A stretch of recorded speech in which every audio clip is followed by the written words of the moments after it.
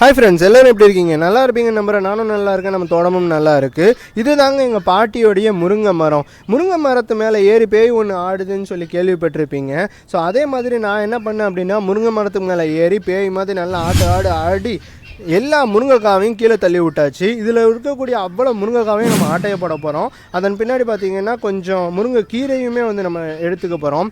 எதுக்குன்னு சொல்லிட்டு இது வரைக்கும் எல்லோருமே கண்டுபிடிச்சிருப்பீங்க. ஆப்வியஸ்லி நம்ம முயல்களுக்கும் ஆடுகளுக்கும் கோழிகளுக்கும் கொடுக்கறதுக்காக தான்.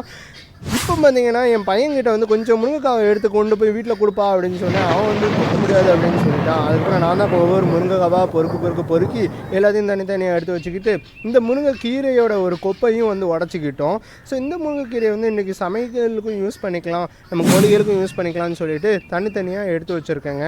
நான் எங்கள் வீட்டில் வந்து இன்றைக்கி முருங்கைக்காய் சாம்பார் போட போகிறோம். நீங்கள் என்ன சாப்பிட்றீங்கன்னு சொல்லுங்கள். மறக்காமல் ஒரு லைக்கை போட்டு கமெண்ட்டை போட்டு சப்ஸ்கிரைப் பண்ணிக்கோங்க.